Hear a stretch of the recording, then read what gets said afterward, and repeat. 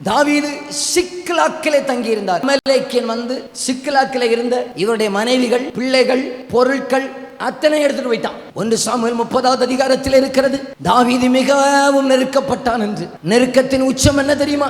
கூட இருந்தவர்களே கல்லறிவதற்கு கல்லை கையில் எடுத்துக் கொள்கிறார்கள். மிகுந்த நெருக்கம் உண்டாகிறதான நேரத்தில் அந்த மனுஷன் என்ன தெரியுமா செஞ்சார்? என்ன தெரியுமா செஞ்சிருக்கலாம்? மனைவியை, பிள்ளைகளை கூட்டிட்டு போயிட்டார். இந்த காலத்து தாவீது என்ன சொல்லியிருப்பாரு? சந்தோஷம் பொங்குதே, சந்தோஷம் பொங்குதே. கொஞ்ச நாளைக்கு நான் ஃப்ரீயா உட்கார முடிகிறது. ஆனால் அந்த தாவீதோ மனங்கசந்து அழுகிறார். பைபிள் இருக்கிறது, தன்னில் பலன் இல்லாமல் போக மட்டும் அழுதான் என்று சொல். நெருக்கத்தில், ரொம்ப நெருக்கப்படுறதான நேரத்தில் உங்களுக்கு ஒரு ட்ரிக் சொல்லி தர்றவங்க. ரொம்ப நெருக்கத்தின் உச்சகட்டத்தில் இருக்கிறதான நேரத்தில் மனங்கசந்து தெய்வமே என்று அழுது பாருங்கள். என் தெய்வம் ஏதாவது ஒரு வாசலை நமக்காக திறப்பதற்கு வல்லமை உடையவராக இருக்கிறார். சில காரியத்தை இழந்ததுனால மனங்கசந்து நெருக்கப்பட்டிருக்கிறீர்களாம்.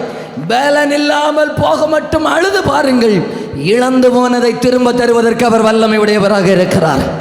ஆனால் சவுலோ நெருக்க வந்த உடனே அஞ்சனம் பார்க்கிறவர்களை தேடி போவான், கணக்கு கேட்கிறவங்களை தேடி போவான், ஒரு மாலை ஜோமணி போடுறவங்களை தேடி போவான், இடுப்புல ஒரு கயிறு கட்டி விடுறவங்களை தேடி போவான். என்ன வந்தாலும் சரி, செத்தாலும் பரவாயில்ல, இந்த தெய்வத்தை விட்டு விலக மாட்டேன் என்கிற உறுதி உள்ளவர்கள் மேல கிருபையை தந்து தலைமுறைகளுக்கும் சாட்சியாக அவர் நிறுத்த வல்லமை உடையவராக இருக்கிறார்.